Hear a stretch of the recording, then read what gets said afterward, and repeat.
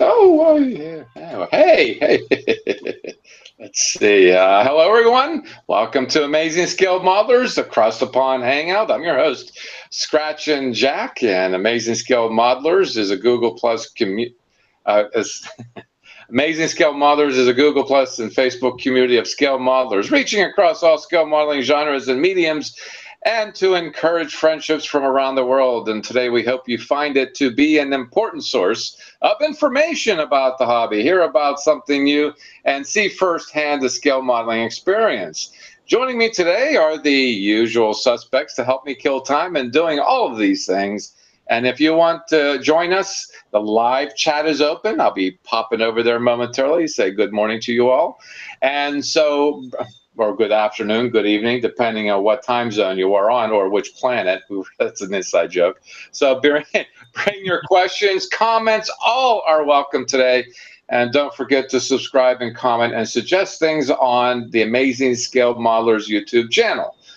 And without further ado about some community roundup, I haven't mentioned it 2 weeks ago in the two shows and the Sunday Hangout, but we are still running our group builds until the end of the year. And next year we're going to have a different set of group builds we're going to introduce all at one time. That way you have all year to fiddle around on your workbench, but of course do it privately. We don't want to see it anyway, but we do want to see the results. Batman build, whatever. If you don't have a Batman kit, what if you could, your opportunity to do a little bit of scratch building if you'd like. Stunt and speed. These are typically vehicles that that are known to be fast or perform a certain stunt or have broken records and things like that. And street muscle and custom builds. These are cars, usually cars. This is the summertime cars. You know, the ones you go to the neighborhood fairs, to the carnivals. They have, what do they call them? Drives? No, cruises. That's it, cruises. You see those, yeah, there's vintage car races and the like. So anything of that nature. And these are kind of like out-of-the-box builds, too. These two, stunt and speed, street muscle and custom, are kind of like out of the box. Get your whistle wet. And I know over there at the Facebook community they'll love their cars. There's been a lot of them. Anyway, we'll talk about that momentarily. And Star Wars. This is more than a box build. This is something you're going to add something to. Not just the kit. I hope you would start with a kit, but you can do add photo etch, put aftermarket parts, scratch build parts, light them, put them in a diorama, something a little more than just out of the box. And I've been having my adventures as we're going to talk about other people's adventures. And coming up on November 24th, that is the Black Friday or the day after American Thanksgiving.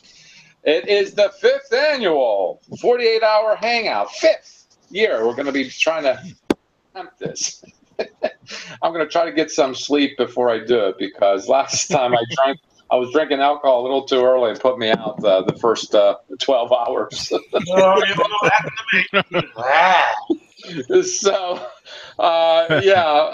we're going to do it. And that starts at 8 a.m. Eastern. So we're going to attempt to go for another 48 hours straight. It is not a broadcast hangout because Google will only allow a filming of total of 6, and we wouldn't want to bore you with playbacks of something like that. But it's a time that we hang out, put some glue to plastic, and talk about our lives and about things around us, and just get along as people, be friends, because we are a friendly bunch. I hope you guys realize that. Sometimes it goes past the 48 hours. Well, that's because we can't count. That's all. And anyway, modelers don't know how to count. They don't know how to measure. They don't know how to do anything other than sniff food. Not that I'm advocating it. Anyway, so that's, like I said, that's the 24th of November coming up. I'm announcing it early, so if you don't have a camera or don't have a microphone and you are trying to get the software to work on your computer to join us either by voice or both voice and FaceTime, certainly we would enjoy having you all Last year, I think we probably come across the usual suspects, of course, maybe not so much that do the Hangouts with me, the broadcast Hangouts, but other ones, like Tony McCash in Southern California shows up at that time because it's basically at his convenience. And we can't come up. Perrin from Australia. I think he's from Melbourne. Queensland, actually. Perrin Green. Queensland, Brisbane, then. Yeah. Okay, well, somewhere near there. Yeah, he shows up occasionally because it's at his convenience. But hey, it's one of those things, you know, we invite the entire community to get together and just talk instead of just seeing each other's posts. So, without further ado, and with the usual suspects that I have joining me today, hey, we always start with you, Heath. Hi, Heath. Good evening, everybody. Good evening. Hi, Heath. Good evening. Good evening. Good evening. And what's been going on in your part of the world? Well, I've been a busy boy working. I got myself a job, so I've been working. Congratulations. Thank you. I'm working in the kitchen. Forgive me for asking, are you a taste tester? No, I cook. Oh, nice. Oh, excellent. I've just got to wait for a phone call to get my first shift. But I had a shift on Friday, yesterday, for about 4 hours, and I'm pretty much in. Cool. So, yeah. But I have been a busy boy. The chassis is ready for general. Mm-hmm. I'm just waiting on a nice enough day so that I can airbrush the body. Some of the parts. That sounds like Randall and Ireland. Yeah, it sounds like Randall. Okay, can we hold off on you there, Heath? We'll talk to Randall. Okay. Hey, Randall. I think Randall's trying to live stream from the Dublin show. What happened? I can't see it. He's having issues. It also sounds like he's being electrocuted as well. Okay, I'm going to mute him. Far from the Wi-Fi router or something? Yeah, he's trying to live broadcast from where again? IPMS. I think it's in Ireland. APMS in Dublin? Yeah. Okay. Yeah. All right. I saw a lovely photo of when Randall met Liam. Liam looked a little bit stunned. We have met before, Heath. It's not the first time, but it was just it's the first time that I've seen you both in the same shot. Well, true, yes. Sounds like a bad movie, actually. We don't look out in public too often. Yes, we all know about the secret men's group, don't we? Yeah. It's a conspiracy. A nice lunch, a very blustery day. I might point out it's no longer secret if you've mentioned it, Heath. Yeah, I'll have to keg you now. Oh well, I'll just shut up then. Okay. That cat is well and truly out the bag now. It's out the bag now, isn't it? Let's focus. Yes. I managed to get some reference for what we were talking about on the Sunday Hangout. Uh-huh. Some lovely people managed to put some reference shots of the General Lee, so I know what color the interior is. And by the way, there is only a half a roll bar in the General Lee. It's not a full roll bar at all, because in one of the photos it actually has one roll bar, and it's right in the middle. Okay. So it goes from the left side to the right. And I didn't know that until I saw until I've had people phone and PM me. I've had people say, oh, it's this color. Oh, no, it's this color. Hang on, here, have some reference shots. So I painted them, printed them off, and there we go. I got my reference shots. So now I'll be able to finish the General, and then I'll be able to start my Corvette. My first Chevy.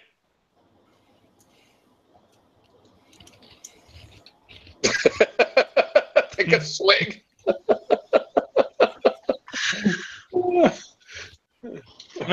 Oh, this is the new monster. This is Zero Ultra.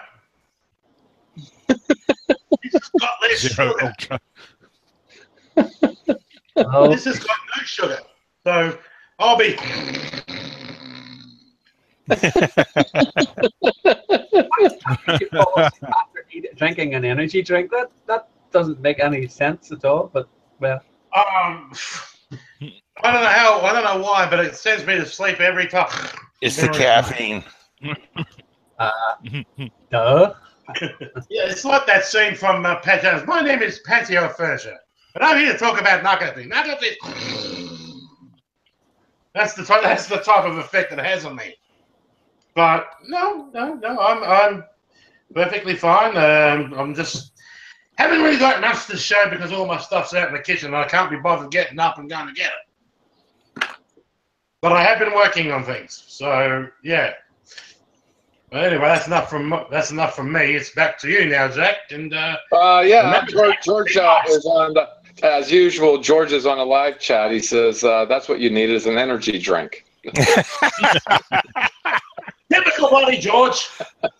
Yeah, well, we love you dearly, Heath, but you certainly have a lot of energy late at night. And you drink energy drinks before going to bed. Is that a new definition of a power nap? No, that's the definition of a lovely 8 hours sleep. Okay, thanks, Heath, and I'm really happy things are looking up for you again. And as thank you very much. And the best of luck to you. Of course, we would certainly be talking to you in the future. So best of luck to you if I haven't mentioned it. And hi, Dave. Hi. I haven't seen you forever. No, I know. It feels like months. Yeah, the only thing I've been able to do is keep in touch with you via your posts on your X-Wing. And I just seen your last post talking about the General Lee, just as, shoot, that's what I was going to bring up in my talking points after I introduce you all, is the General Lee. There suddenly is an interest in it, generally speaking, between Heath and you.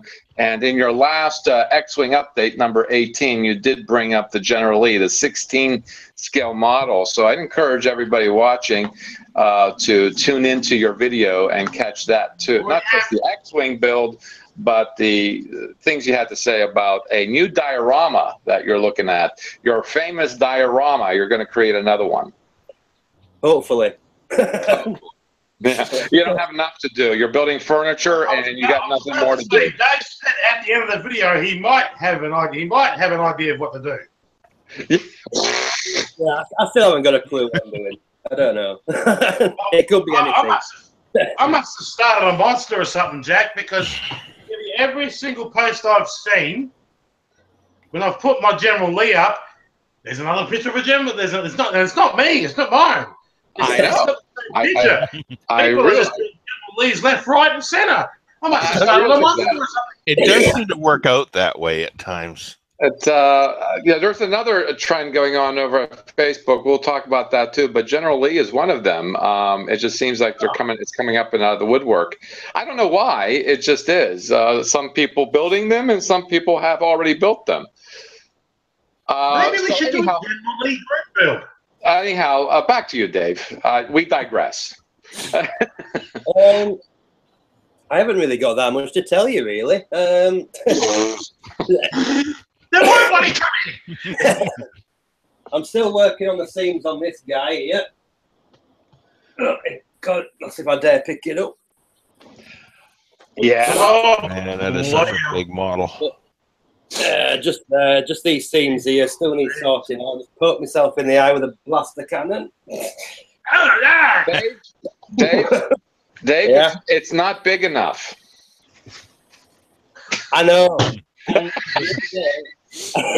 Try explaining that when it's accident and emergency. How did you hurt your eye? Well, I poked my eye with my. I poked my eye out with a laser cannon. But no, I got the Falcon out the other day, and when I finish the base, I think what I'll do is I'll put the Falcon in there first just to see how that looks. So I'm dying to get started on that, but it'll just cost a fortune. It's a pain in the butt.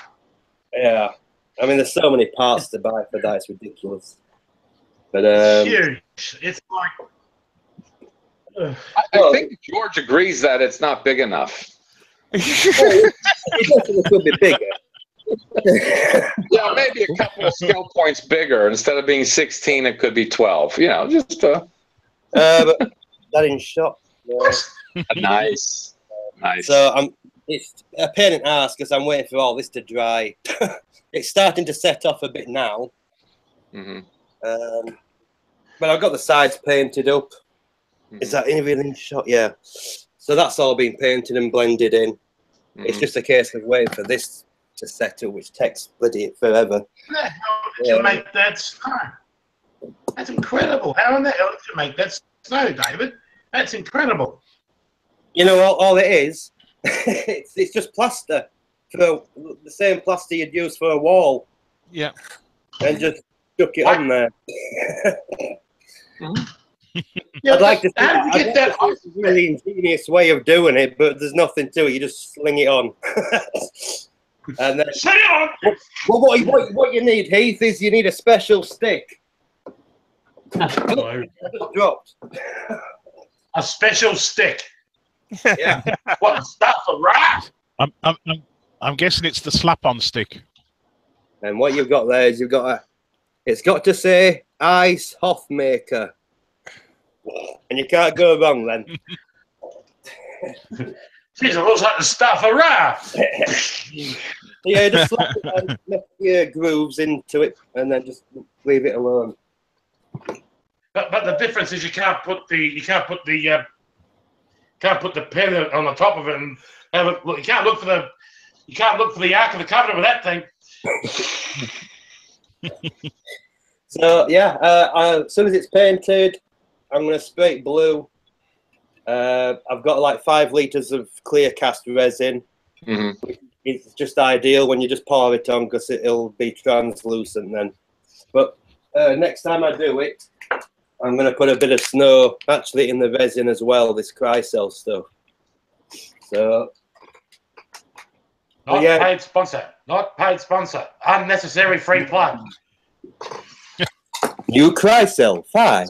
It's the best. That's it. Get him off, Jack. That's an unnecessary free plug. But yeah, it's just a lot of waiting around. All my electronics are here. All the floor lighting's all ready to go. My soundboard's turned up. I just need to figure out what sounds I want to put on it. I've been looking at like Foundry ambient noise. Just having like workers in the background or something, you're just banging metal or something like that. But I thought that might get quite annoying after about 60 seconds. So I don't know. It might just be the theme tune. Just stick the theme tune on. Maybe you should put a little bit of Hard and Chewy. No. This one goes there. That one goes there, right? Well, I'll save that one for the Falcon. Okay.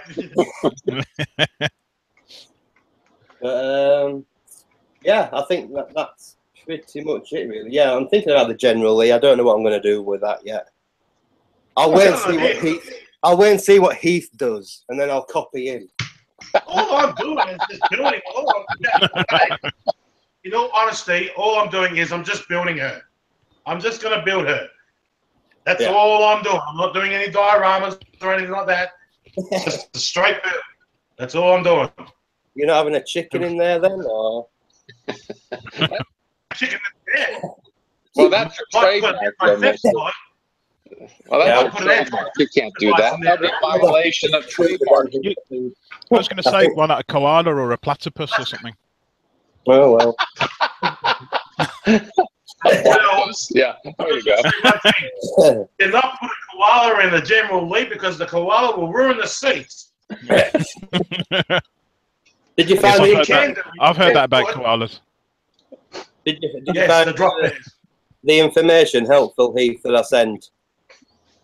Yes, it did. Yes, it did. It really did. It's It only really really did like, help. I think it's literally like the first season where it has a full cage in it. After that, it's just like a 3-point cage. Yeah. It's actually the back bit of the 3-point of the full cage. What they did was they took out the bit that comes down and then just put it smack bang right. It just basically goes around. Okay. Got one at the angle like that, and that's it. But they weren't even practical because they made it out of exhaust pipe. Because it only just had to look like a roll bar. It didn't really serve any purpose. It was just aesthetic. Well, when Bo was driving, he did some pretty weird shit with it. Yeah. I don't know. You can always put a chicken where R2 sits behind the cockpit, like George did. I don't know. I think R2 would be offended and get triggered, I guess. Well, actually, Dave could put that chicken behind R2, and when Luke's hungry, he can say, R2, fry that chicken. Yeah, I can just see, those state fairs where they have chicken that can count in the cage. They can have R2 in a cage to count too. So that would be I don't know. Anyway, that's just me. Is that it, Dave? I'm just having trouble at the moment with my router. I'm trying to do all my mortise holes, and I can't find a bit that actually fits my router because it's just so bloody rubbish, basically. I see. But yeah, yeah, you're getting into power tools. That's still going to be a coffee table? Yeah. Okay. Touch wood. Very good. All right. How about Jim? How you doing, Jim? I'm doing fine there, Jack. Not a lot of progress this week. I've got 3 of the 4 landing legs built now. Mm-hmm. This is for Falcon the 9. Falcon, For the Falcon 9 first stage. Yep. Of the thing, yeah. It's not Star Wars Falcon. It's no. SpaceX Falcon 9. Cool. So I've got the 3 of the 4 built. I've started on the 4th one. The 4th one here. Let's see. Easier to see from a picture. Boink. Mm-hmm. Okay. It's like the started out with chevron. Yeah, well, this is the main part. Okay, cool. Wow. It's a complex. It's a very complex piece.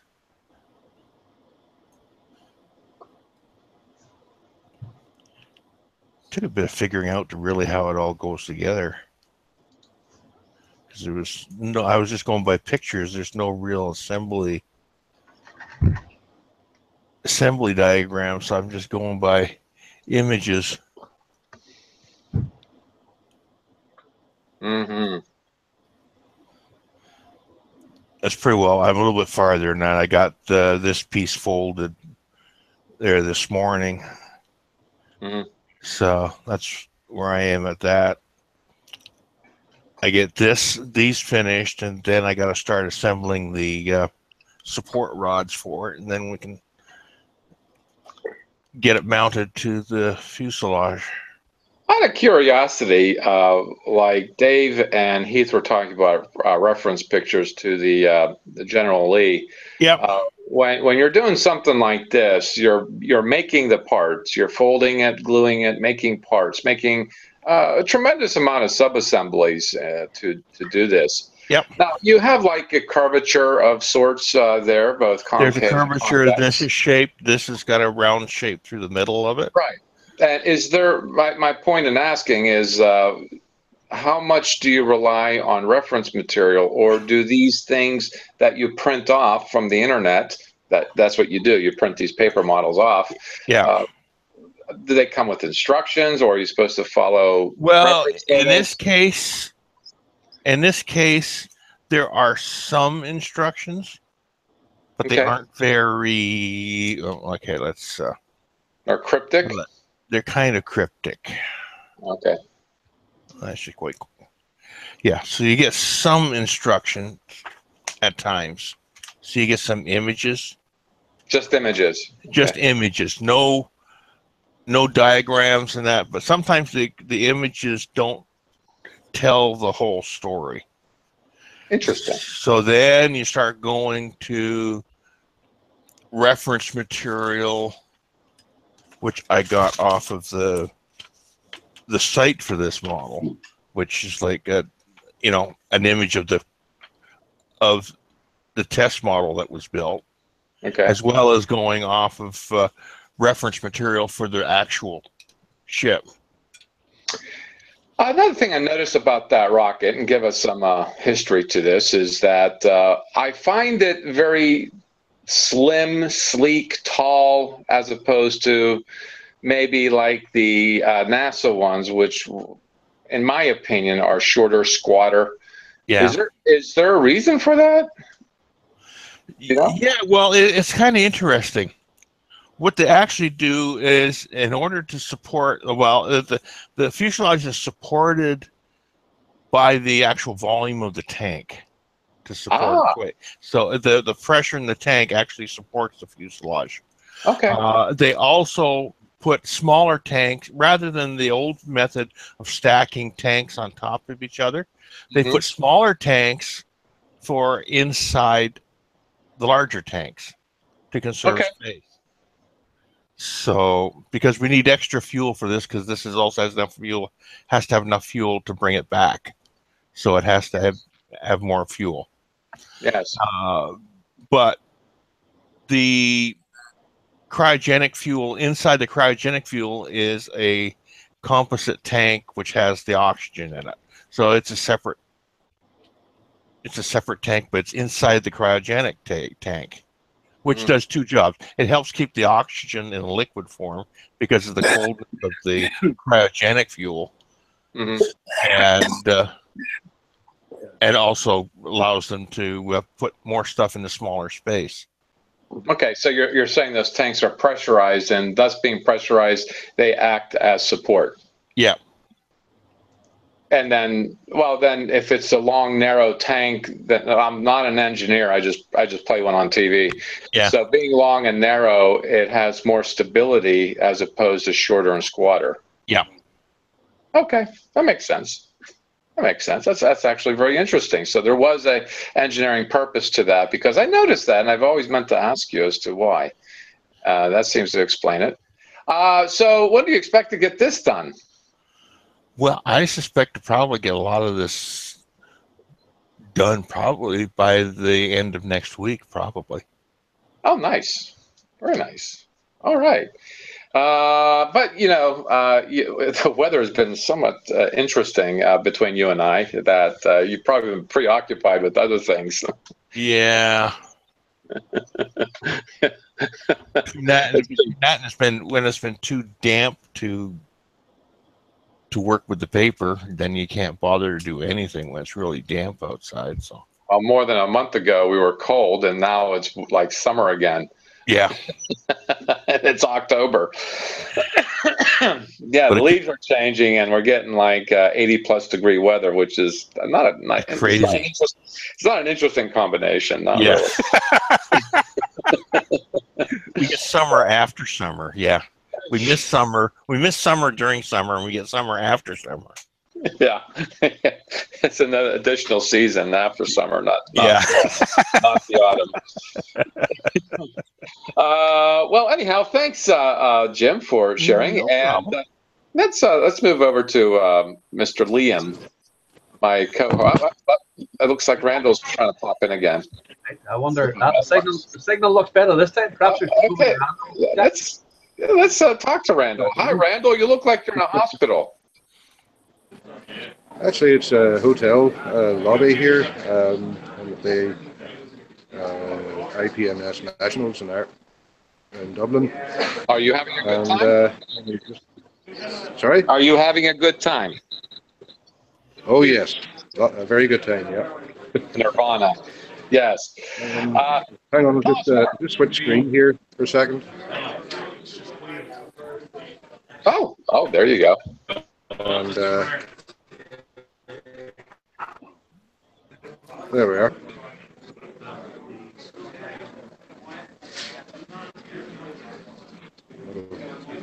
This is live television. Live television. This is live television. Try keeping it still, Randall, because the data rate means it's breaking up a fair bit, but...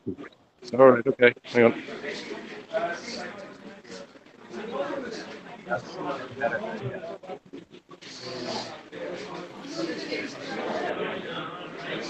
All those models Randall built, I think he's going to win just because of the numbers.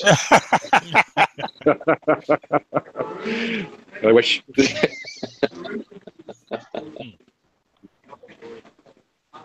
that panning slow enough? Yeah, we're seeing a bit more detail, yeah. The car section you're alpha seeing? Yeah. Hang on, I'll just bring you around to the... oh, hang on. Before I go...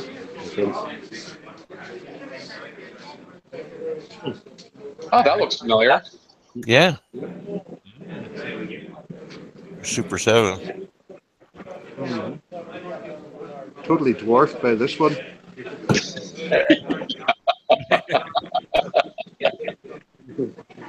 You know, I don't think size matters.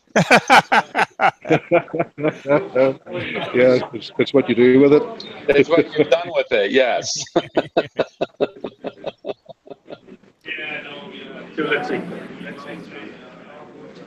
Nice. Oh, that's pretty.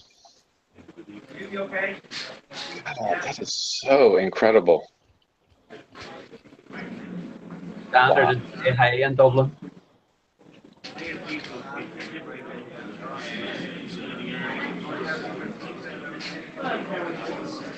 I see a lifeboat in the distance. Yeah. You should be familiar with Keith. There you go. Oh.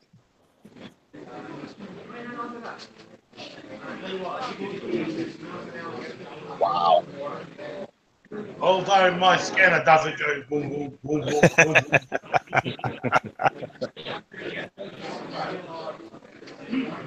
And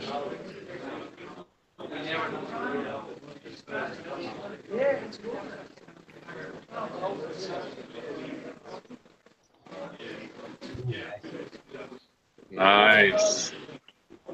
That's really cool. see him airplane 2 different times of the year. Yeah. That's cool. Doing it in the summer and winter pattern.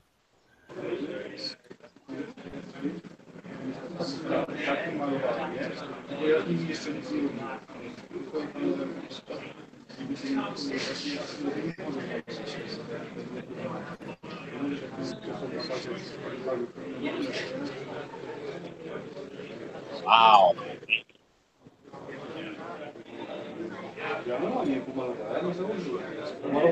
Metal finish in the tail is very nice, isn't it? I like how he's got that on that F-104, just where it looks like it's taking off. So he's got the front wheel off the ground, it's like it's just on the verge of taking off. It's on the point of rotation, isn't it? Yeah, and it looks like the tarmac is blurred. The line looks like it's blurred. It looks like it is in motion. Looks like a still photograph. You see, he's got the lines that are blurred. Very clever.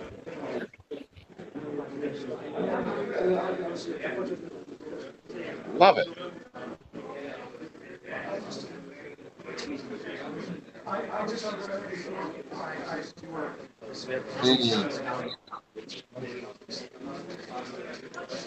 These are full-fledged dioramas.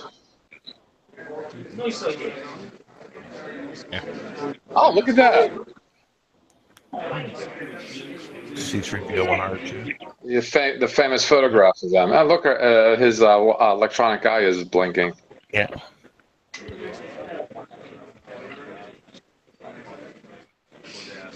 No idea who this chap is. Cyborg NWJA, whatever that is. Don't know. Wow. Look at that. A face only a mother could love.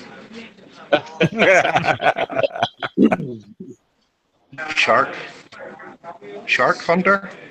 What are you doing? And I'm sure you're going to be sharing some photograph stills too when you get back.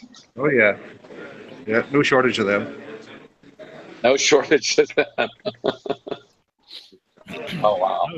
The Hawk fighter from Space 1999. Yep. And on a Jerry Anderson theme, so should be familiar. Yeah. I've seen that somewhere before. Yeah. Yeah, look at that, Randall. Somebody built your model. Yeah, somebody been I know. copying you, Randall. Some people have some cheek on them.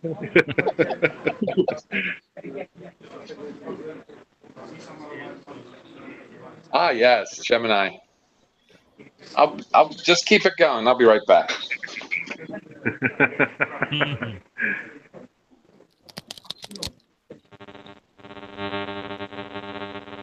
How does the number of entries compare to Belfast?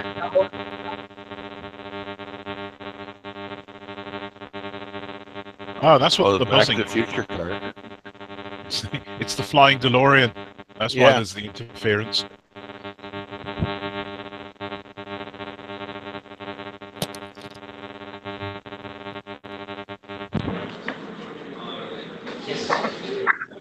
Randall, sorry, I was asking, how do the number of entries compare with Belfast? Actually, pretty much the same, but they're spread out more. Yeah, that's a much better space, yeah. It was a lot more crowded in Belfast. It was also quite crowded in Dublin, if I remember as well. It was all lined up and down the centre of the room. A nice setup. This is the junior section. Oh, interesting. 16.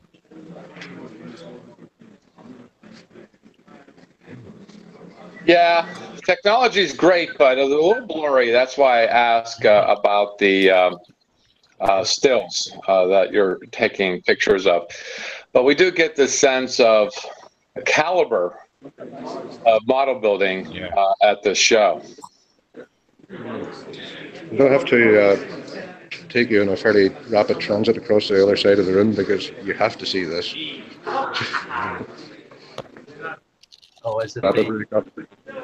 Moonraker?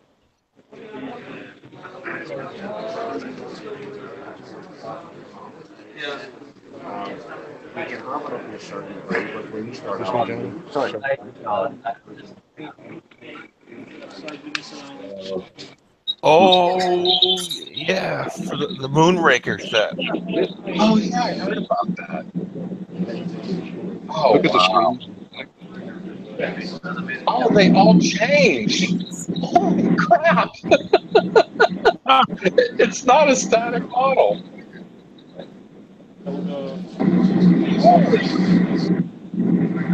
Serious contender for best in show here.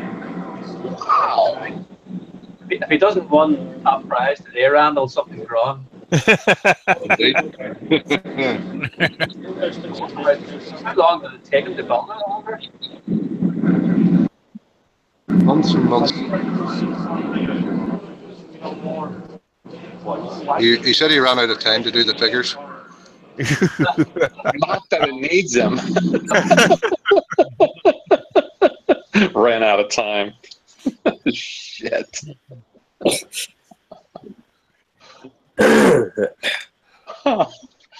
Have we lost him? I think we may have. Yeah. I think he's just disconnected. Yeah. Still, I wish I could have gone today, but life gets in the way.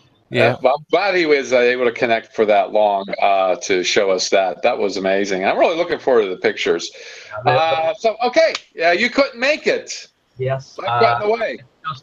It's a fair trip. It's about 3.5 hours drive, which probably in American terms is nothing, but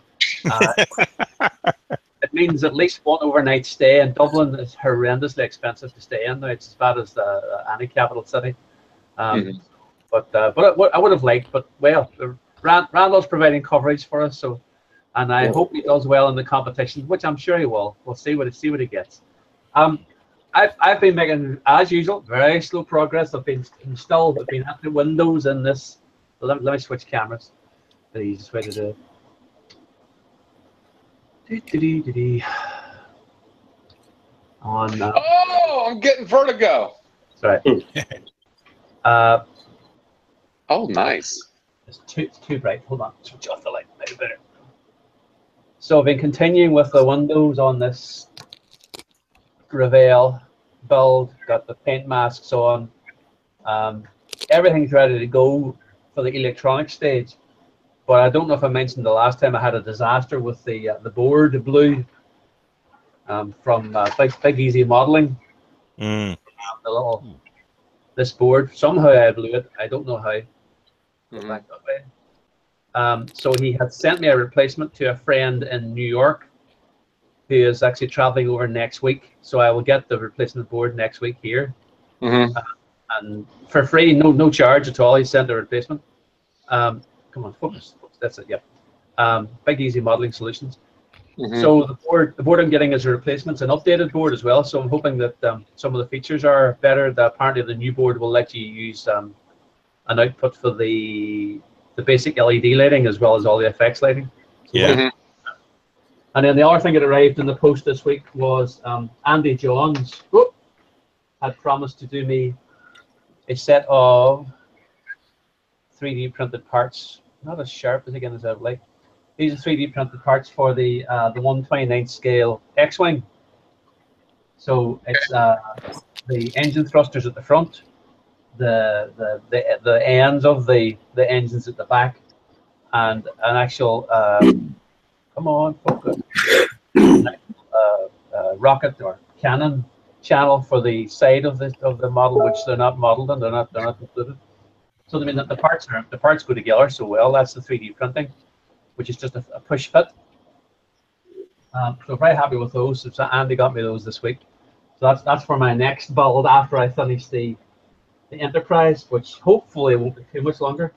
But then I had a disaster this morning. I had my M42 machine gun carrier. This guy with, you see his head lying down the bottom there. A dirty great big spider crawled out from underneath my paint and scared the bejesus out of me. And I jumped and I knocked down the model.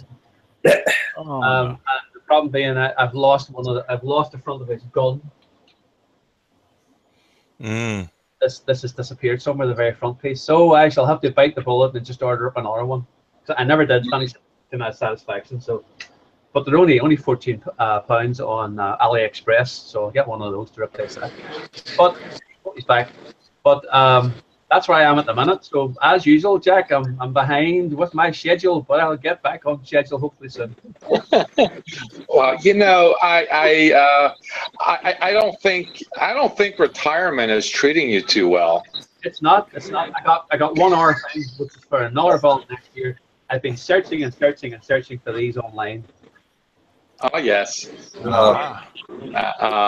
Decals, right? Are they decals? For the 1350 NX01. Yeah. I just couldn't find them anywhere, but again, someone in the US has them on PayPal or on eBay.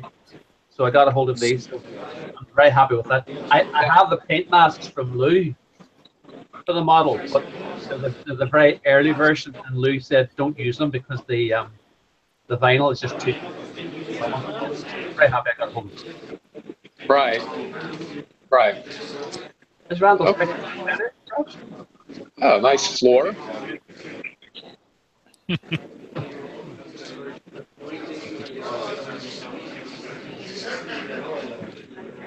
Randall, is there anything tempting in the model swap? Not a lot, to be honest. Which is where that's where Nothing that tempts me. Anyway, I don't know about anybody else. It was one of the previous shows I got my NX01 at for €70, including a lighting kit. So I was very happy with that. Mind you, I haven't had the opportunity really to have a good look around at the swaps, but the first glance, nothing really stands out at the minute. So I did see a 148 scale resin XB70 Valkyrie. It would be a bit large. Just a bit. Without the tail fins, it would make a nice coffee table. That sounds familiar. Crazy price. I didn't dare ask.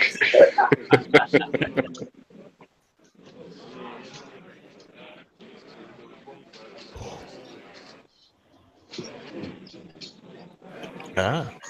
Mm-hmm.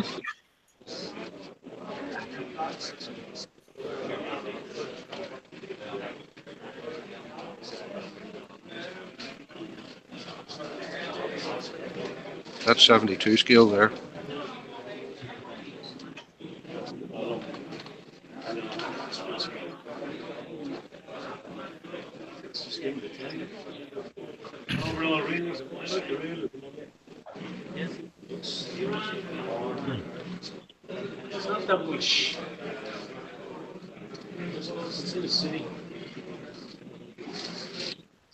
Are these all 172nd? Most of them, yeah. That must be fine. There's a few 35th scale ones, like the Martyr here, Yeah. 35th scale. The Tiger one that I showed you at the start there, it was 35th scale, and also this Tiger one over here.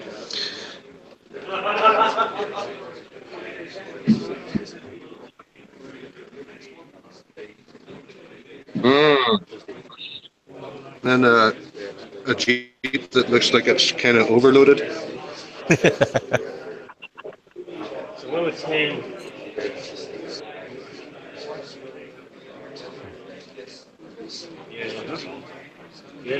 This is all the 35th scale armor here.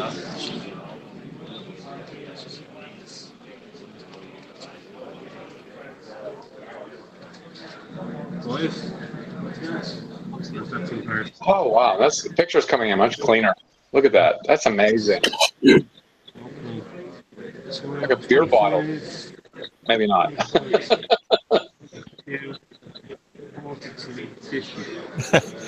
It almost looks like it's in a workshop being restored.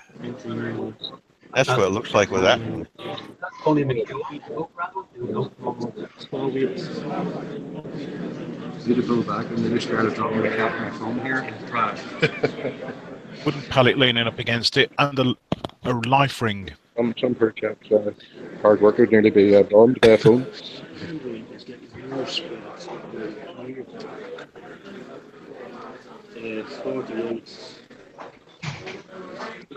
Better back up here, it might interfere with the judging. Mm. Well, I'll slip them a few dollars. Maybe that helps. Of course, in Ireland, I don't know what they're going to do with dollars, but that's, Yeah. About the same as euros, I suppose. Are there many dealers? I know RV Productions are there, and Mark's Models. Anyone else? Sorry? Are there many dealers? Can't hear you. Any dealers?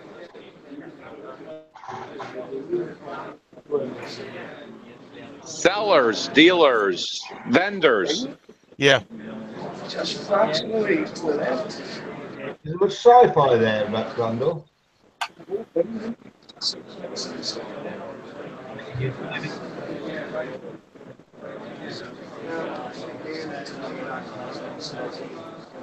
Randall? Yeah, he was showing some of the sci-fi stuff earlier. Oh, is he? Yeah, The Flying DeLorean and Moonraker really set. nice.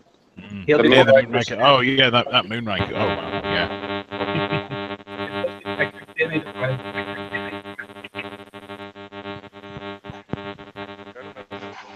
back in boss mode.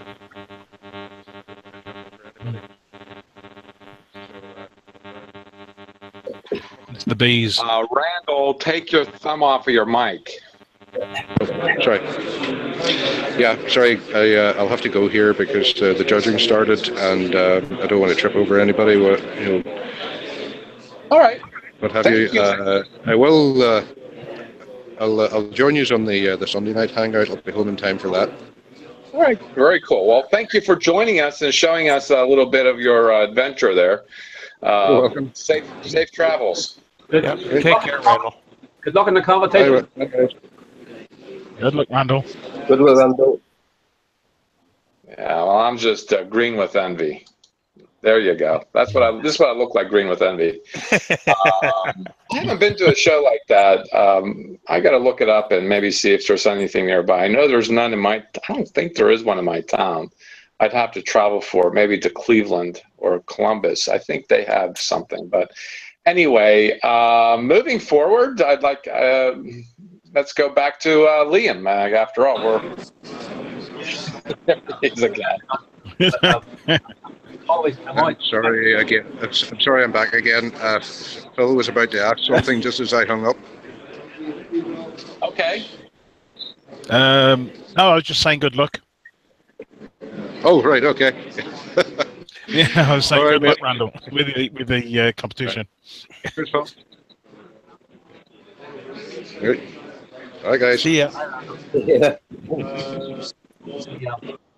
All right. The thing the thing I was asking Randall about was the swap part of the event, where you take in whatever you don't need or want in your stash, Yeah. either doing a direct swap or a sale. Usually it's sales, and there's a ton of stuff. The guys were posting on Facebook last night. Mostly aircraft kits, some armor as well, but that's where I got my NX-01 3 years ago. I'd say for €70, it was a complete bargain. I wouldn't get it for that price now, but you know, that's the kind of thing. I don't know if it'd be worth introducing something on the Facebook page, Jack, if someone wanted to do swaps of models. It's up to them. I mean, they can post it. I don't think there is a section on the page for that. Not that I know Facebook that well. Yeah, I mean, I know there's a lot of Facebook groups for buying and selling kits, but the only problem with that is you can end up with situations where people aren't paid or the stuff doesn't arrive, and that's right. Maybe something we don't want to get into. But swaps a different sort of thing where you're doing a direct exchange. But on the Google Plus page, on our page, there is a section to buy and sell. I can't say that it's overwhelmingly popular. Every now and again, there is a post there, but because it's indexed and most people will post on discussion, whereas they should be doing maybe like member builds or something different. But I don't find that page very popular, that part of the page very popular. Facebook, I think, is a different animal, only so much that the people involved are involved. I mean, much more involved than Google Plus people. And I don't see why not, but I don't see there's a section that you can cordon off on the page and say, oh, this is for trading, buying and selling or whatever. I just say go ahead and post it, repost it. I won't pin something like that. Yeah. But that's why I'd say post and repost so it ends up on top of the thread as consistently as possible. But again, that's all discretion of TriCon on Babcock Boulevard. No kidding. When is that? March 24th. Okay. I know it's where just, Babcock Boulevard is posted. I just got the same thing. I was just going to pass it on to you. Bob was looking up shows for me in my area, but okay. Thank you, Bob. I'm gonna bookmark that. So yeah, I mean, if you want to post on Facebook and do it, that's just between you and everybody else. You know, that's just what it is. Right. No. Well, that's all I've got to say today. So. All right. Well, moving on. Let's see. Eeny, miny, miny. You know what? I'm gonna, because Randall is usually the last one, so the next in line to be last is Phil. So we're gonna move over to Bob. If you're confused, well, good. Hi, Bob. Good morning. We got primer on it. Oh, you got a primer finally on it. Yeah. That's tiny. It'll be had paint on it. It's been raining for the last 5 days, so. I'd like to get a small one like that for my desk at work. That would be perfect for my desk. Well, I'll get the paint on it as soon as it quits raining. Mm-hmm. There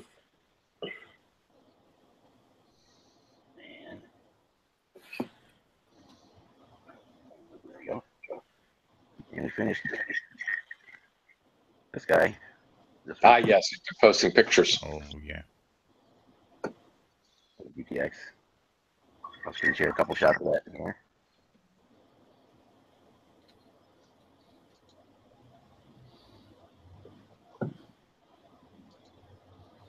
Are you gonna screen share? Okay, there you are. There I am. All done in a purple candy. Nice. Very nice. This is, Wow.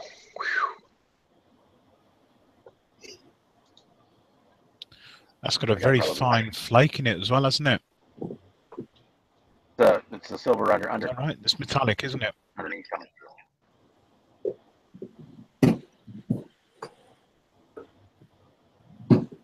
Lovely. The only thing I had problems with on this kit is the engine is actually too tall for the hood.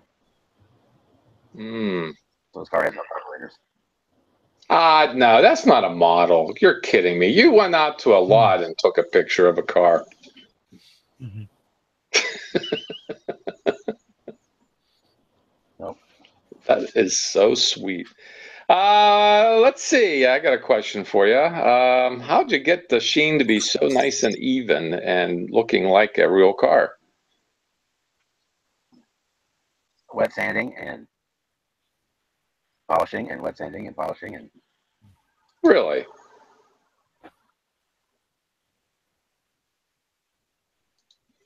I probably got about 100 hours in the paint. Nice. Oh, wow. I did the candy on the air breather as well. So there's no carburetors underneath that because it wouldn't fit. Mm-hmm. Under the hood. I'll put the air breather on.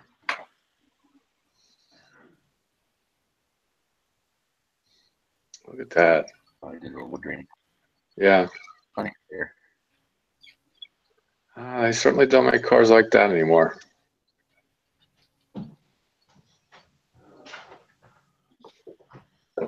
That's my favorite picture out of the whole bunch, actually. That's a good one. Yeah, but that's my favorite picture. You can probably tell why. So I got that done, and then I got for the hands awareness.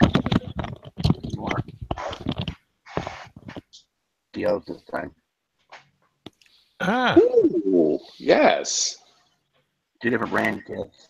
That the same tooling was used for both of them. I love Pontiac. Of all the GMs, Pontiac is my favorite.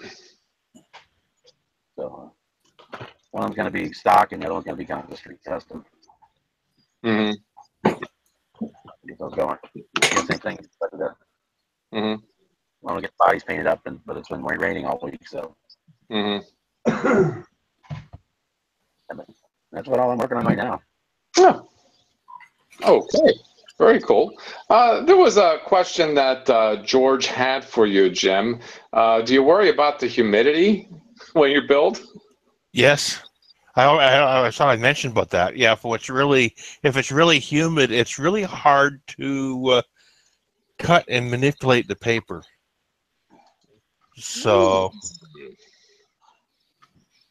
yeah, I can feel it when the paper's too damp. I can feel the blade dragging in the paper.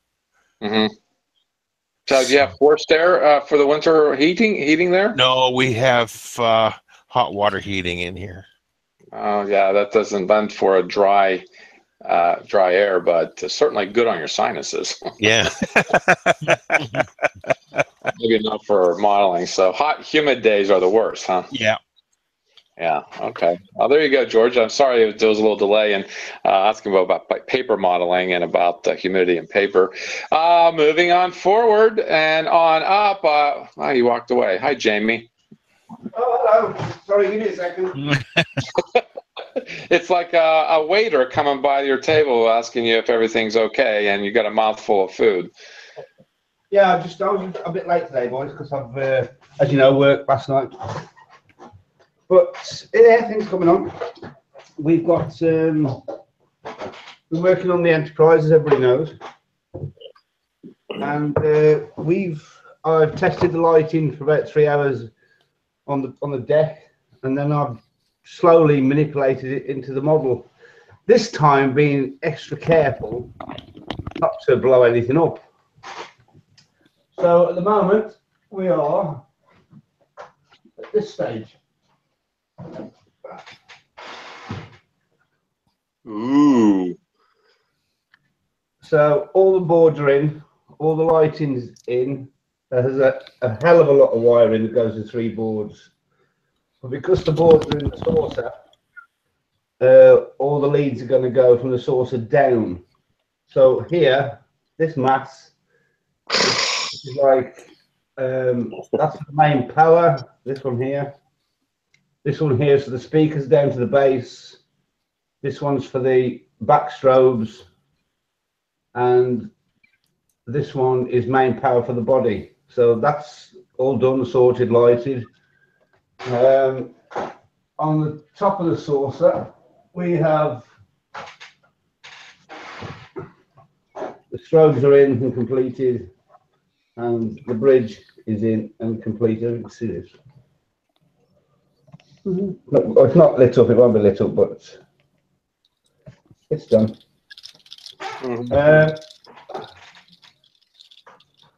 The struts are now wired up for wiring to the nacelles. And what I can show you, I'll just put this in quickly.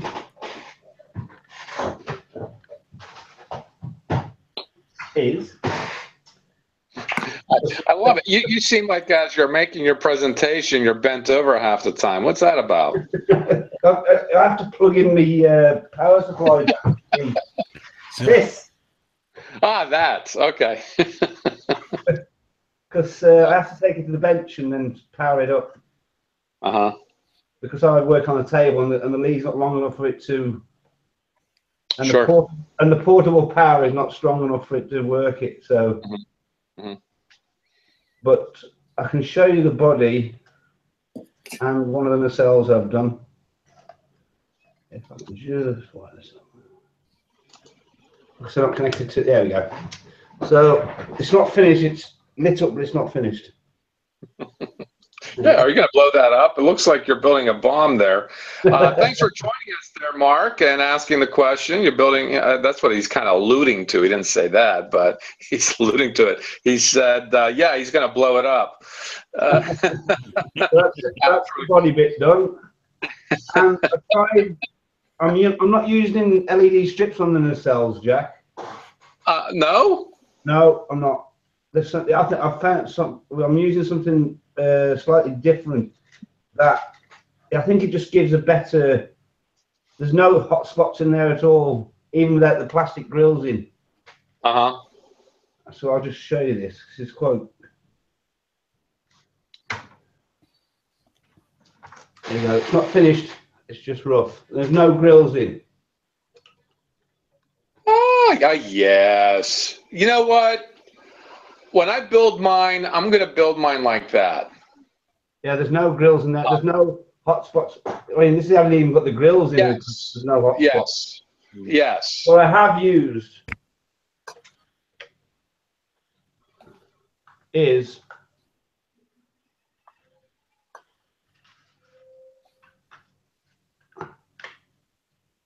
right. This is how I've done it. Yes. Yes. It's just 2 flat metal strips with LEDs on. But instead of facing them to the back on this, yes, I've just basically glued them. Yeah. You need 2 because one's not long enough, so you put one that side and that. And then you have a gel in front of it. It looks like. Yes, there's a bit because they come as basic white, so I've had to paint them blue. Right. Yeah, that's how I did. If you have the space, that's the way to do it. Absolutely. Yeah. Absolutely. When the grills are in here, you can have no hot spots whatsoever. Yeah, you want the light to bounce around in there and get all diffused up, and you won't necessarily need to put a diffuser in front of the opening. No. At that point, if you're doing a diffuser in front of the opening, you're actually knocking down the lumens of it. You know. Oh yeah, I mean, when I did the cutaway as a complete model, which never got done, it got disastrous after a while. That's how I did it, exactly that way. Yeah, it's smaller than that. I think it's a 350. I think it might be 500 scale. There's still room to do it that way in a 500 scale, but definitely in a 350. Yes. I've managed to get this up, Jack, but it's the strobes won't work. But it's the bridge part. It's just not very bright here because it's all covered. Yes. What I can show you is if you can see it. Oh. Oh yes. Is that coming to focus? Yes. No, it's not focused, but I get what you're doing there. Yes. Yeah, it's changing colors. Yeah, but the main thing I wanted to show is that little trick with the, I don't think it'll come into focus, but the little trick. Tell me if you can see the planet. Right. Can you see it? I can't see because of the camera. We're getting the outer edge of it, but I'm getting your point there. Oh. If I can just come in a little bit. On the main view screen. Yes. Yeah, it's a little out of focus, but I can make out sort of an orangey planet, yeah? Yes, and that's because of how I did it with putting the strip of orange behind the wall. Because every time somebody's photographed it or filmed it, it comes out with when they look at it, you can see the whole bridge, and the whole bridge looks great, but when they picture and film the view screen, it comes as a white blob. And the only reason I put the orange behind that was basically when you're taking a photograph or the video with it, because you can actually see the planet through the camera, what the camera's showing you, instead of just because everybody's going, oh, I've got the planet to show up. And then they look at it and they go, and everybody else is looking on the screen and they're going, I can just see a white blob. But putting the orange behind diffuses it, so when the camera picks it up, you can actually see the planet on there. So that's the reason why I did that. But yeah, it's coming on, Jack. Everything's virtually, it's just a slow process now, putting the bits together and connecting all the major wires up. I've got to say, thanks to John Petrie, because he helped me a couple of times on the wiring side of things, because I was getting a bit. But it's actually going all right this time. Let me get this right. Maybe about 2 years ago, you didn't even know what an LED was for the most part. No. And now you are wielding the wiring and the LED like a master. I wouldn't call it Now, that, Jack. Now, let me ask you, and when you first started, you had a lot of anxiety about the level of difficulty. On the What do you wiring. think now? What do you think now? Do you think it's difficult? Not as difficult as it's not the same. I mean, before I didn't even know what meters was, and you know, I didn't know I hadn't even done any soldering. But now it's kind of like soldering is like second nature, and I'm slowly looking at the diagrams and seeing the circuits instead of just seeing what the hell's all that. Right. It's like give an example. It's like 2 years ago. There's no way in the world of God I'd understand any of that. Right.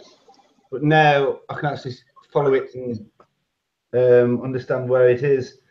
The only thing I've had to have help on this time from Ralph is because using one board's hard, wiring it up to a model, but using 3 boards is an horrendous task, because you've not only got to wire each individual board to the model, but you then got to wire each individual board to go onto the circuit to the other 2 boards, which is a lot harder.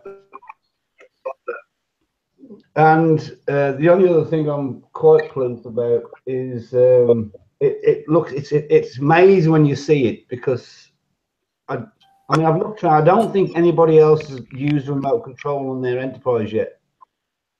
They've all been switched on via base or a button. I've never actually seen anybody remote control it. And to sit in your chair and be feet away and just sort of press a button and boom, your Enterprise come on. It's quite good. Actually, I have seen, maybe not the Enterprise per se, but I have seen people attach functions of lighting to their iPhone. Yeah. Yeah, so it is possible. It is a learning curve to do that. And I did see a RC guy, a radio controlled guy, do a Millennium Falcon, the 72 scale that I'm doing, and it's animated. I mean, it's boarding platform lowers and raises, and he has sound and lighting effects to go along with the sound, and so on. I mean, well, he's an RC guy. I mean, he's already got that part under his belt. So basically, when it comes to what we do as scale modelers, just almost strictly scale modelers, I think it behooves us not to attempt to make more of a build than like Randall showed the Knight Rider kit with the roving sensor eye. Finding, starting with something like that, because you can buy the circuit board. Well, got to go to work. So long, Bob. Thanks for stopping by. And we'll see you later, okay?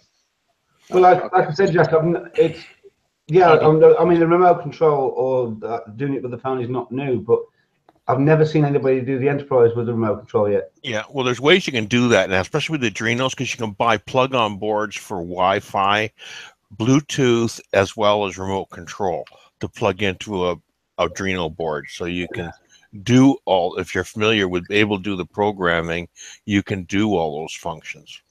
I mean, it's not only that, because there is like 3 boards. I've already got 5 boards on the base with the sound effects. So it'd been another 4 buttons on the base. There'll be a lot of buttons on the base to work this Enterprise. So with using the remote control from Ralph, it's taken away 4 of the jobs to do. So that was one of the reasons I wanted it, because I didn't want to have masses of buttons along the base and then sort of keep pressing them like that to do jobs. It's a lot easier just to have the sound effects with the buttons and then work the ship. With the remote's going to be turning the whole ship on, altering the speeds of the engines, firing the photos, and the phasers. So there's the four major jobs. But the fun thing with it, I think, will be sitting in a chair, and if somebody's looking at the model, you can sort of, instead of walking up to the model and pressing a button, you just sit there and go, and you know, which I think would be quite fun. Yeah.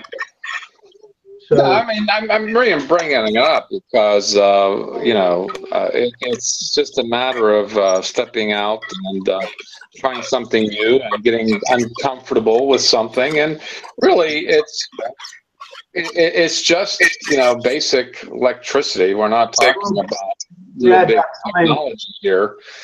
Technology is already figured out. It's just a matter of being able to implement it. That's all you got to really learn. I mean, hell, look at the advent of the computer in the past 15, 20 years. And in the late 90s, I'm like, oh, no way. I'm never going to get a computer. That's kind of useless. yeah, I mean, back then, Jack, you said back then we were working in DOS and stuff.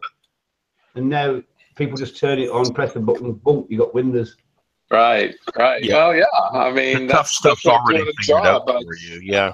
I sit in front of a computer screen all day, and I still can't get bored with it. I mean, I just love computers. And here, just 20 years ago, I'm thinking, never in my life will I do this because there's no purpose to it. I see no purpose. There's no reason.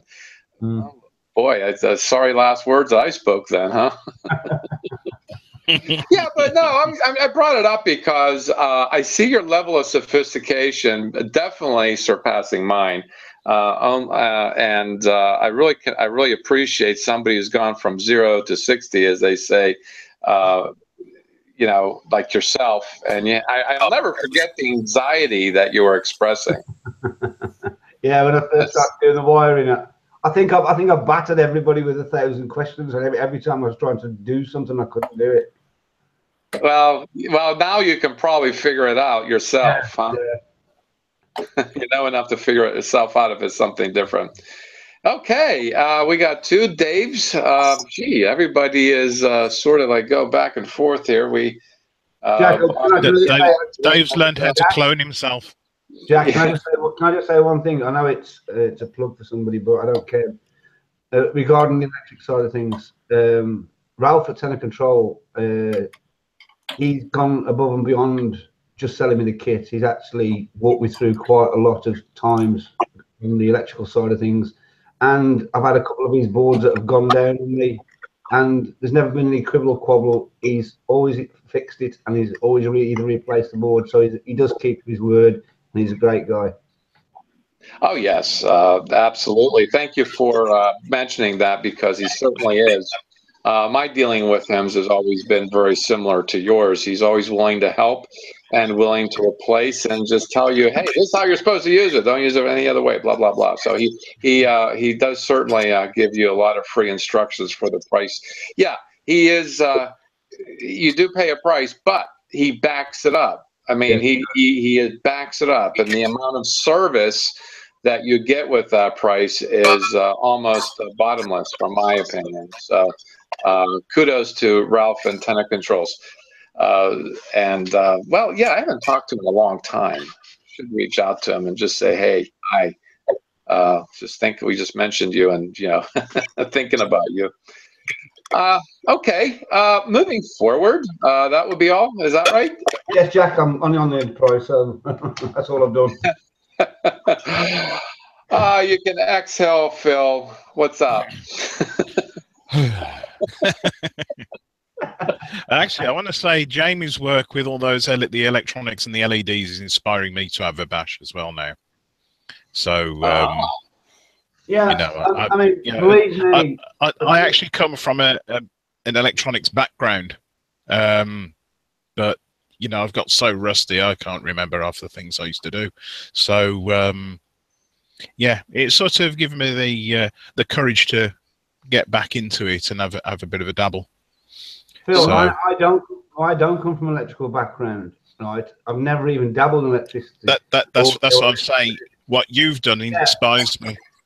Yeah, just go for it, man. I mean, the other thing is, anything you do get stuck on, everybody on here has helped me in certain points of the electricity with the wiring and stuff. So we're all here to help. Just ask. Yeah. Yep. Okay. Well, yeah. I haven't been doing a massive amount. It's mostly been like tidying up builds that I've been finishing. You know, finishing up with the bases and that for. I'm just going to hold this up, like with that the Tiger. If you notice, I've just sort of tweaked where the tank actually sits, so it now looks like it sits in the mud. Ooh, nice. I do like how you've done that mud. Nice. And if you notice now, the base that it's on is actually stained. Yeah. And it looks like mahogany. that's actually oil paint mixed using what color oil paints did I use? Burnt umber, a 50-50 mix of burnt umber and what was it? What do they call it? Cadmium red. Yeah. And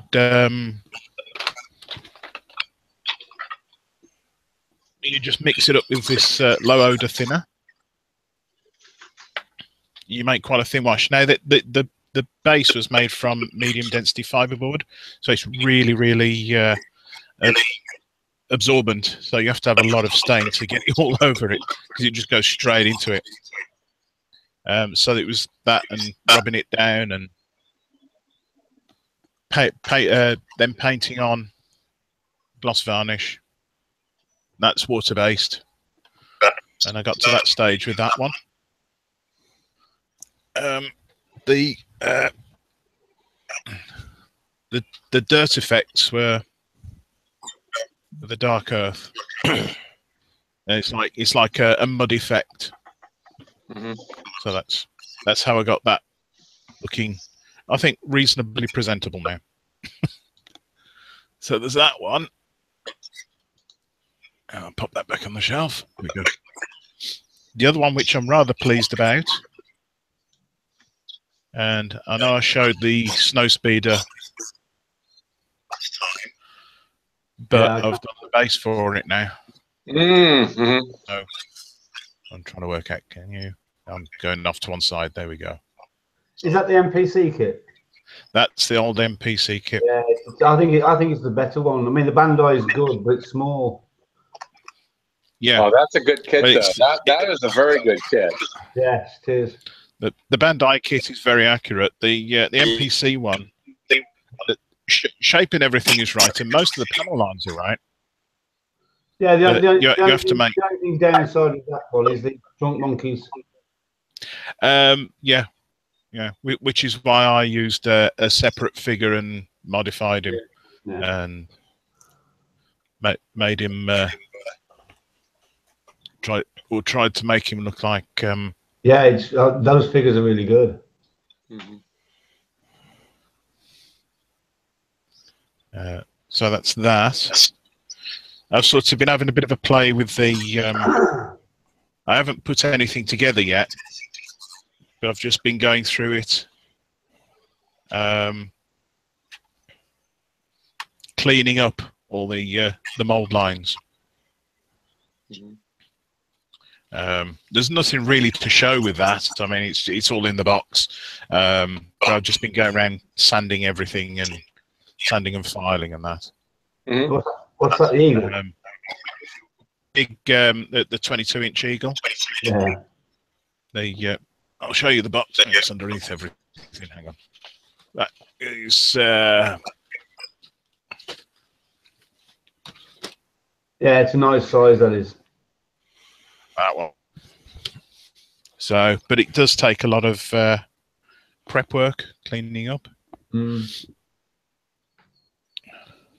Tell you what I found at a shop. WH Smiths, you'll know WH Smiths, but I don't. Is WH Smiths in America? I don't think it is it, Jack? No. They just call it Walmart. No. Walmart, yeah, probably it's a similar thing. Yeah, they do everything. I picked up picked up some of these. Oh yeah. Little LED Christmas lights. Yeah. They come with these molded on. They do actually come with these molded on things. These are little snowflakes. Yeah. Right, so you have to get them off, and this one was little clear reindeer, but great for illuminating something. Yeah. Yeah, I mean, when I think when I Stick started, them in a model. when I started, I used to use the Christmas lights from sort of there in the box. You know, the lights you get in the boxes. I used to strip them down and use those at first. Yeah, little just have a little battery box and you switch it on. And I'm thinking of doing that for the Bandai Millennium Falcon, because that's already kind of got the positions that you can put those in, rather than getting their own LED set. But that's pretty much it, really. Okay. It's been a slow 2 weeks. Well, yeah, I mean, it's been a slow uptick with it, but I am certainly noticing that on the communities between Facebook and Google Plus, activity has started warming up again as far as posts are concerned. So, yeah, I think everybody's just getting back into it now that the kids are back in school and the weather is going to turn sour in the Northern Hemisphere. People are starting to, warm their benches up and going from there. Well, gee, I mean, this has been such an interesting show, I think, so far, and it's been going as planned. Well, I'm going to quickly talk about what's been going on with me. I made a couple of posts between Google Plus and Facebook about the Millennium Falcon burners, and I'm sure y'all are hanging on every word I'm saying right now. Because it is about, I think it's 78 little holes. That would be the little holes that belong into the individual burner sections here. There you go. There was 2 extras that I could use, actually 3 extras. Boy, I've run into a lot of issues with this. I posted pictures of LED mock-ups in pairs that are attached to a resistor, and that's what it looks like. And I dip the tips in clear blue, and when it gives off light, it sorts like a white with a pale blue hue to it. I loved it. I thought this will be perfect. And in fact, I shared a picture. Now I can't find it in my files, but it is on the community, of a sneak peek of all them poked into the back ends of this is the damaged one. I'll tell you why it's damaged, but poke them in the back end in pairs and set them all up. And I think I ended up with 31 pair or 32 pair, something like that. Mm-hmm. And I'm like, okay, now I'm going to, get all the ground leads soldered. I can do maybe 4 or 5 at a time. And as I'm going through, I am testing them. And I'm finding out, well, crap, there's ones that aren't working. So I pull them out, replace them. And then I ended up replacing a third of them. And I'm like, this isn't working. This is simply not working. And I originally, when I was testing it, I tested it on one section here.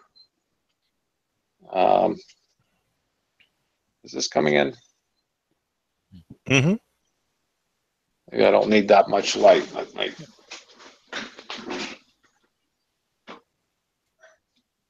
Okay.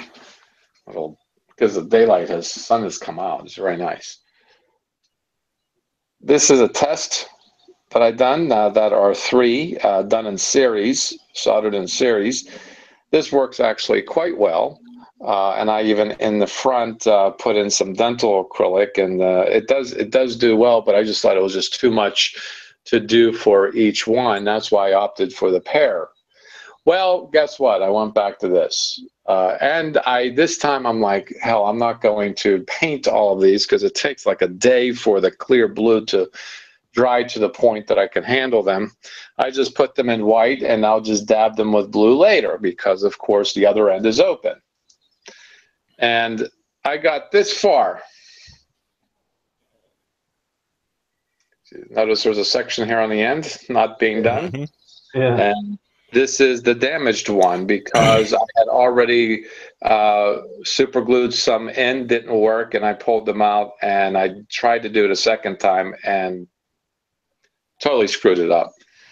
So I pulled it out, and I had inserted the very thing. I took pictures, I took video of how I did this, and I'm going to one of these days share that with you. So this that's in here right now is what I used as a form to position the LEDs to solder them together.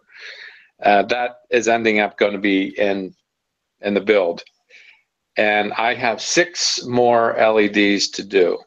I believe all of these are working. Because as soon as I put them in, I test them, they work. Then I put a little bit of super glue to hold them in, and I broke down and followed the advice of my hobby mates and bought the Gorilla super glue. And you're right, it's a very different kind of super glue. It's actually quite interesting to hold them in place. And then there's like a white strip I'm going to have on both sides, and I'm going to stabilize the LEDs because the connection to the LEDs are very sensitive. I mean, this is the LED right here. And the legs go right into the LED diode. And there's not much plastic supporting the diode. And if you stress the legs, it repositions the diode, and then, of course, it doesn't work. That was the problem when I had the pairs, because I would force them in, and the legs got stressed, and then they wouldn't work. But this seemed to work better. The soldering of this did stabilize them long enough so I could put them into their holes and then further stabilize them with super glue. But I'm going to basically create a recessed area with this white strip on both sides and on all sides to make it a deeper area and put in dental acrylic. And dental acrylic, if you've ever worked with it, is hard as can be. It's harder than the plastic that it attaches to. And no matter what kind of stress, physical stress I put on the legs, it's not going to disturb the diode. And so far, so good. Jack? Before you go on, I just want to tell you, I mean, don't lose any faith in this, because I've looked at your pictures of some of it you lit up. If you can get it all to work properly, the finished effect is going to look amazing, mate. Oh yeah, I thank you, and I agree. And that's why I'm going through this pain. And I thought when I originally started and ordered the LEDs from China, I'm like, oh, 200 will be more than enough. I'll have plenty left over. I'm actually scraping by to get these last 6. I'm looking at failures and thinking, can I cannibalize them? I'm even looking at the remainder of the 2 pairs, see if I can, clean off the blue and use them. And oh my God, I ran out of like 200. 200 LEDs, and this is all I have to show for it. And I'm not even done yet. And last night I put in an order to China for another 300. I think I can get 6 LEDs to work out of 300. So yeah, I'm going to see if I can scrape by with what I have here, and this is going to be an arduous process. Get the last 6, cannibalizing something I started and putting it together, because China's delivery will be at least 2 weeks, if not 3, and if it's anywhere near February, it'll take 2 months. So. To have it delivered, but all in all, I think 300 LEDs, and this is actually quite reasonable 300 of these LEDs is $25 delivered. That's not bad. That's all right. So do the math, and you'll see each LED is not such a problem to buy and to incorporate. But yeah, this effect, and in fact, I'm going to not put any boards in this, and I'm going to wire the burner separately from the rest of the model, because in the future, I'm going to put a board in the base that's going to have a flickering effect for the engines in unison. I am planning on putting on a resistor, although the 3 put together will handle a 9-volt. I'm just getting kind of paranoid because of my misadventures. And I'm thinking that if I can find maybe 100 ohm, I think I might have 100 ohm resistor, and I'm going to put it on each set of 3 once I get the dental acrylic work and I am satisfied they all work. And once the dental acrylic cures, and I can go ahead and start doing the resistance and tying the grounds and the whole 9 yards, doing the wiring, the final wiring for it. And I'm trying to be as slim as possible in the sense that I don't want to do rat's nest. I am not going to be using any magnetic wire for this build. It's all going to be telephone wire, which I think is about 22 gauge. Yeah. Yeah. And I've bought a couple years ago a big spool of telephone wire, really cheap. In fact, I think the copper involved with it is probably worth more than what I actually bought it for. But telephone wire isn't used anymore. This is between telephones, and not the old style telephones, and not like the curly Q wire between the handset and the phone. This is 6 leads. It's usually like an office telephone with many lines. Long and short of it, I bought a big spool of this stuff, and I got plenty. And here are a couple of leads. The black and blue, white, yellow, red, green, I think are the other ones, other colors. And solid or braided? No, this is solid. Okay. This is solid. You can probably get this in. You can get it braided and solid. Yeah. Yeah, the solid I would prefer, because at least that would hold shape like this, and you can pin them down inside the model. A lot easier, I think, a lot easier, reducing the rat's nest thing. Personal but there's preference. A lot of things that I've got geared up in order to help me out. And I'm not going to post videos about the build. I'm going to post videos about these very specific things I decided. There's enough videos of, I don't want people watching me glue parts. That's boring. Jack, are you going to interlink all those LEDs? But I think though, Jamie, I think the thing that I'm doing is worthwhile, showing the problems I've come up with and the solutions, or the problems that have arisen and the solutions I've come up with. Is a thing too. I'm even considering using, this is, I don't know what the hell this is from. I think this is from an extension cord, like the orange extension cords from Home Depot. I had to put a plug, I had cut into a wire, and this length I cut off to put a plug on the end. Yeah. And this is stranded, and I'm thinking, take off these and use it, because the strands would be in the realm of magnetic wire. But the only problem is they wouldn't be color coded, but at least I wouldn't have to be burning off the enamel from magnetic wire, and the solder contacts with this would be a lot better. So I'm hanging on to that and seeing that in the future, if I can create actual circuit boards using that. So are you going to interlink all those LEDs? You're on about having them. Well, yes. It's going to be 2 leads. It's going to be 2 leads, one in and one out. Yeah. That's my goal to not make it a rat's nest, because isn't it odd that with this solid wire, I would probably be least likely to create that rat's nest? Like magnetic wire, when it's a rat's nest, it's bizarre. It's crazy. But very easy, yeah. in 1,000 scale Star Trek models, you have to use it because this is such a small little model, and you know, there's no room.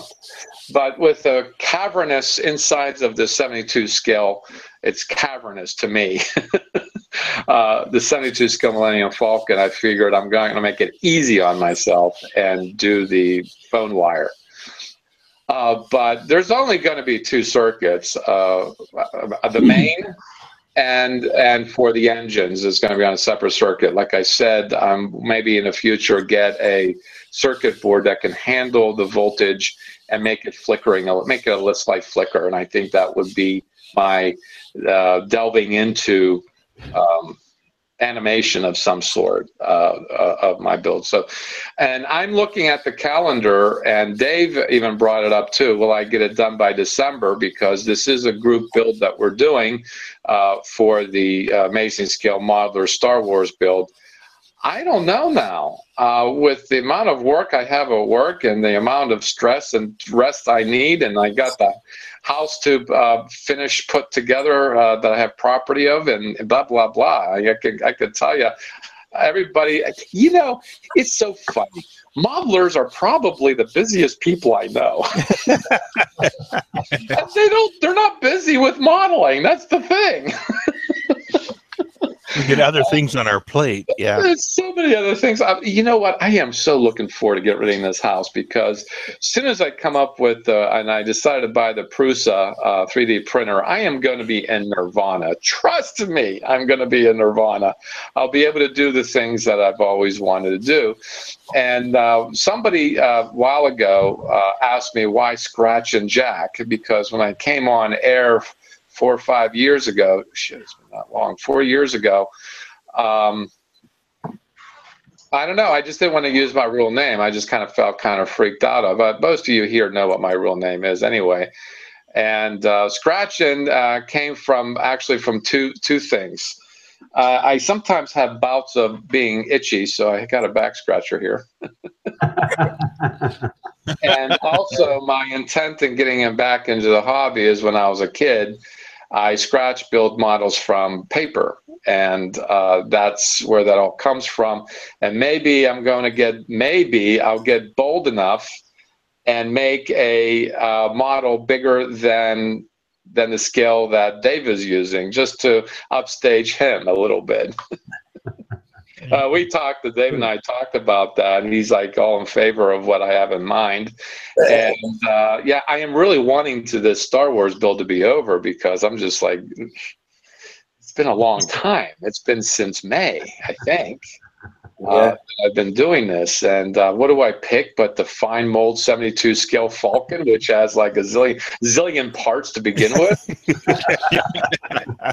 And I'm adding more parts to it, you know, so yeah, it's actually quite surprising I'm not taking medication for my insanity. But it'll all be worth it in the long run, Jack. It'll all be worth it. Yeah. This is the lifestyle that we actually choose ourselves, and it's actually kind of funny. People try to film this sort of thing and put it on YouTube, and I don't think any person actually talks about the lifestyle. Lou does, and I miss Lou, by the way. I just I noticed that Lou hasn't stopped by. But when you watch Lou's videos, you certainly get a sense on how, I don't know, the only word I can think of is ridiculous that the hobby can be, because as Jamie found out with the wiring and lighting and LEDs, it's all procedural, and you got to figure it out, because your procedure probably doesn't match somebody else's. And you got to find out what works for you, just as I'm doing it with the burners, and it's always a learning process. Oh, yeah. And sometimes a costly one, Jack. Yeah, it's costly too. Between that and sometimes the way that they lay out a model to be built on the instructions is not the way to build a model. Oh, yeah. No. Most Well, certainly not. Now that we're talking about the builds, we got Jamie taken care of here. I just want to run down a list of members who are doing what they do best. On the Google Plus community, got Jerry Santora and his, oh gosh, his cars are amazing. Jerry, if you're listening or watch this, thank you so much for posting everything. Right now, you got a pair of birds on your bench. That's as in Pontiac Firebirds. Amazing. And Ken Zimmerman, I didn't see Ken in the live chat, so we miss you. He has a post on Google Plus reviewing the Jetson spaceship kit, and I do believe he's got a video, accompanied video for that on YouTube. Doug, this is all one word, Doug at Trenholm Bar. He on Google Plus, he posts videos of basically GoPro videos. He puts a camera on his model trains and he runs his model trains. It's actually kind of soothing to watch, not boring at all. It's very soothing as it goes through his layout. And you see the people standing still, like it's a little cap. It's like it's actually quite charming. His videos are quite charming. Yeah. And right now he's got a video posted testing a new camera and software. And I made a comment, so give him some feedback, as with everybody who posts. Not just like I like it, it's cool, it's neat. Maybe saying specific things like I did with him, and say, you know what, I like what you're doing with this camera thing, but I hope you don't give up posting the usual ones that you usually post, because I like that new one. He's got the FPV camera mounted in the cab of the engine. Yeah, so he has a cab and the engine, right? I hope he doesn't go exclusively that way, but certainly that is a different change, a different perspective of what an engineer at that scale would see. Oddly enough. Anyway, he's like Fantastic Voyage. He's been shrinking his audience. Wow. What a guy. Aussie Trekkie is slowly building up his 200 scale USS Missouri, which has been a joy. I think he's lighting it. Am I mistaken? Yeah. Yeah, he's lighting it. Why would he light a battleship? Because there are lights on it. I know there's lights on it, but you don't want to light it during battle, do you? From what I understand, he's putting normal lights as well as the battle lights, which are the red lights in certain areas. So. Oh, really? Okay. And of course, we talked to Bob and about his data list. So on the Facebook community, there's Steve Sutton is doing a side-by-side comparison of the 2001 Space Odyssey Space Clipper between the Mobeus 2011 release and the 2017 release. And there's apparently some differences between the two, and he says mostly it's tooling. And that's what I like to see.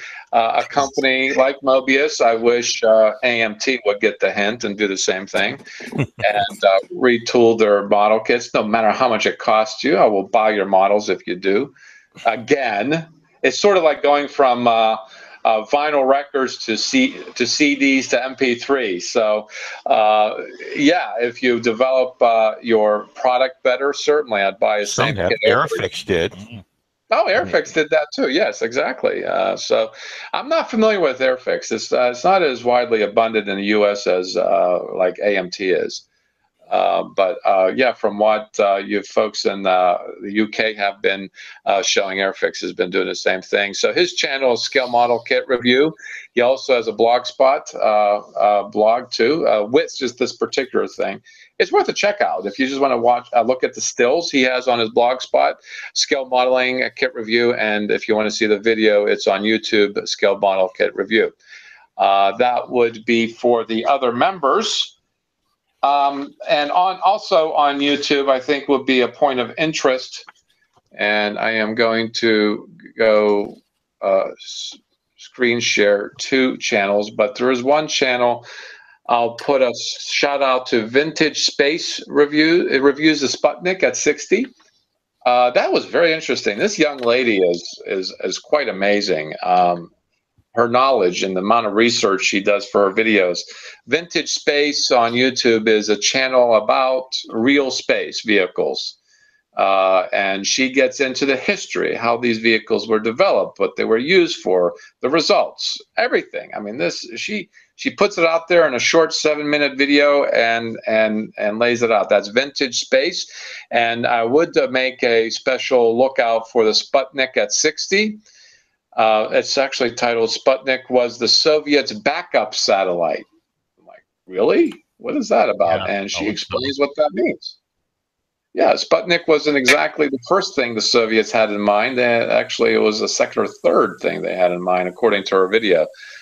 And also, this is where I'm going to do some screen share. And I've been a big fan of these folks in Ohio. Flight Test, they're an RC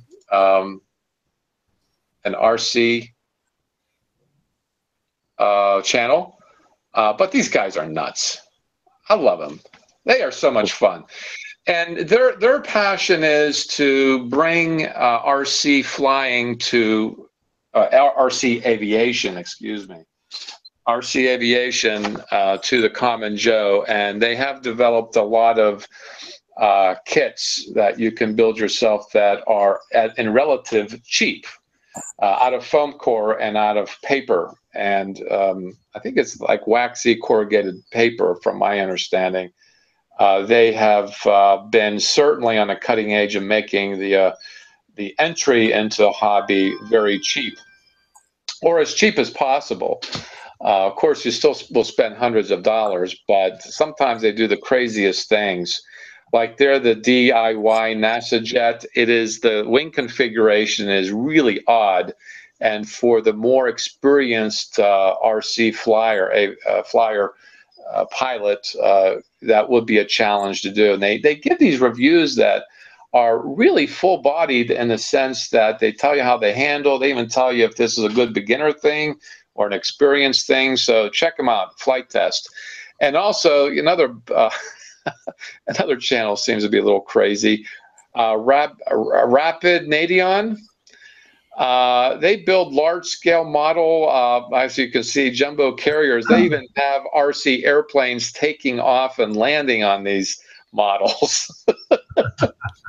Like this 13-footer here. It's a multi-part video, and how they go about not only building this RC ship, but also landing and taking off smaller RC airplanes. And I think they even have a video of the Titanic splitting in half and sinking. I've seen that one. Why? Why would you want to do that? But certainly it's a lot of fun to watch. That's the why, I guess. Yeah, look those two channels up if you want to get crazy ideas for your static builds. I mean, we do mostly static builds, but certainly we touched upon animating our static builds as far as RC is concerned. So there you have it, kids. Today's edition of the Amazing Scale Modelers Across the Pond Hangout. And tomorrow you can join us for the Sunday Hangout. And a group of us have been talking about reformatting the shows. And I think we're going to do the Cross the Pond as more of a members thing, a person thing, a lifestyle thing. As far as what scale modeling is about. And also for the Sunday, we'll talk more about techniques, new kits, something more about the hobby instead of the people, more of the hobby itself. So we'll see if we can go ahead and develop this among us and present to everyone that's watching in live or in rerun, as to the new face of Amazing Skill Modelers as far as a broadcast is concerned, because I like something different. I think you might want to as well. So join us in the Google Plus and Facebook community by the same name, and post as often, and especially comment on other people's work, being specific. I mean, encourage people by being specific, saying, oh, heck, the painting technique that you use, the weathering, it's awesome. What did you use? as an example. Of course, you can still say cool, I like, and good job, things like that. But yeah, engage. And that's part of what a community does, is engage and ask each other questions. And that's what makes us unique, I think, as a community between Facebook and Google+, is we do engage each other. So yeah, continue the good work. Post as often as you can as well, and keep building. I'd like to thank the individuals that have been watching this. You've been consistent. And I have to say the channel is, after 4 years, starting to take off in a little way. And thank you so much for subscribing, so much for being devoted and watching our long videos. It seems like longer they are, more likes I get. So I don't know what that means. Get a life. That's what I'm saying, I guess. No, keep watching, like, comment, subscribe, and all that stuff. I'd like to thank you all that are doing that. And those in the live chat, George, it was good seeing you. Miss you, Ken. And of course, Lou, who hasn't shown up, who usually does. I hope everything is fine and dandy with you. And hope to see you soon. And I'd like to thank Heath, who was with us briefly, and also Liam, who was with us briefly on the broadcast, sharing their things. Congratulations, Heath, to your new job. I hope it doesn't take you too far away from the hobby. And also, Randall, we had a live broadcast from the Dublin IPMS show. Am I correct?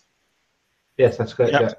Yeah, so we got a little taste on what the Brits do, well, actually the Irish do over there, and Dublin when it comes to IPMS. Awesome stuff. I think I'm glad to see electronics making its inroads into such venues, because I don't think it's very popular doing something like that. But yeah, hell with authority. Do what you want. And also, I'd like to thank Dave for being as bold as he's been with his X-Wing coffee table. You're crazy. You know that guy? You're just nuts. Next thing he's going to do for a challenge is build a house that's modeled after the movie version of Star Trek. That's going to be his next challenge, and in between he's going to do a few General Lees. And also, Jim, thank you for stopping by and telling You're us welcome. that, you know what, plastic is not the only thing, it's also trees, paper. Plant the tree in honor of Jim building a paper model. And Jamie, thank you for stopping by and telling us your growth in the hobby and electronics. And also, it's nice to see you, Phil. I haven't seen you in a bit.